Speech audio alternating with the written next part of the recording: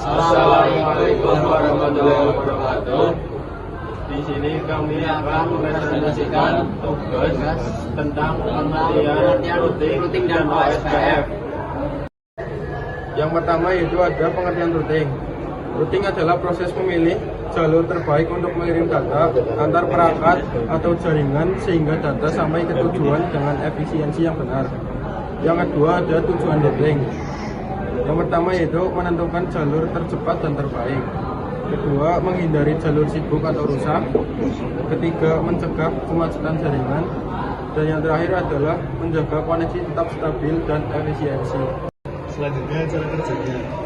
Ketika sebuah paket data dikirim oleh suatu perangkat, router akan membaca IP tujuan paket tersebut. Setelah itu router memeriksa tabel routing yang dimilikinya untuk menentukan ke mana paket harus diarahkan. Jika ditemukan rute yang cocok, paket akan dikirim melalui jalur tersebut. Jika tidak ditemukan router, bisa membuang paket, mengirimnya ke default route atau merusaknya ke router lain. Selanjutnya, tabel routing. Tabel routing adalah semacam peta yang dimiliki router. Tabel ini menyimpan informasi tentang jalur menuju berbagai jaringan. Isinya meliputi alamat tujuan, jalur menuju router berikutnya. Disebut next hop, interface yang digunakan, dan nilai metrik, biaya atau prioritas dari suatu jalur. Semakin kecil nilai metrik, semakin disukai jalur tersebut. Sekian. Selanjutnya saya akan membacakan tentang jenis-jenis routing. Routing dibagi menjadi dua, yaitu static routing adalah metode routing di mana administrator jaringan menentukan jalur secara manual.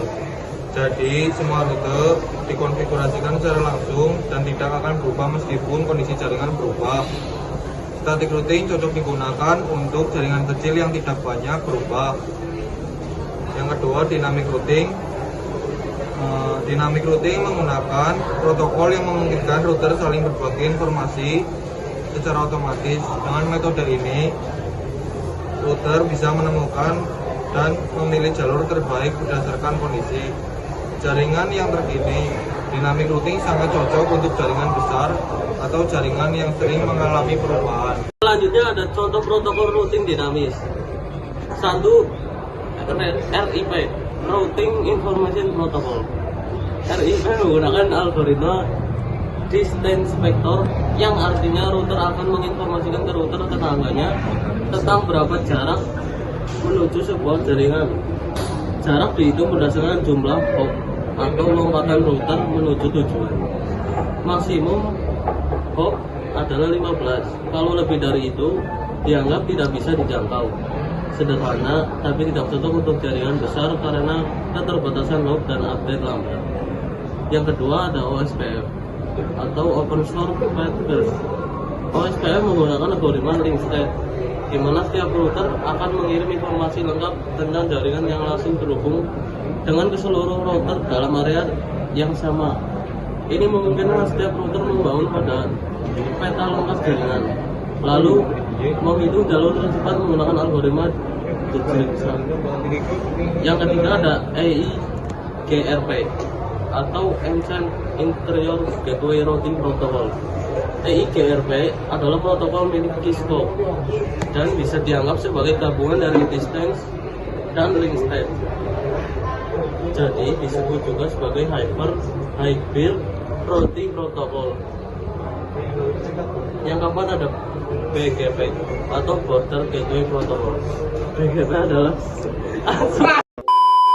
dan yang keempat ada BGP atau Border Gateway Protocol. BGP adalah satu-satunya protokol yang digunakan untuk routing antar organisasi besar di internet. BGP menggunakan algoritma path vector. Artinya setiap rute disertai informasi jalur lengkap yang dilalui. Selanjutnya ada algoritma routing. Routing dinamis tidak akan berfungsi tanpa algoritma yang menentukan cara memilih jalur terbaik. Ada 3 jenis utama. 1. Distance vector, router hanya tahu informasi dari tetangganya. Setiap router saling bertukar berapa jauh ke suatu tujuan. 2. Link state. Router punya peta lengkap jaringan dan menghitung sendiri jalur tercepat. 3. Ada path vector seperti distance vector, tapi informasi jalur disertakan secara eksplisit digunakan di BGP. Selanjutnya ada routing interior dan eksterior. Routing juga dibedakan berdasarkan lingkup jaringannya.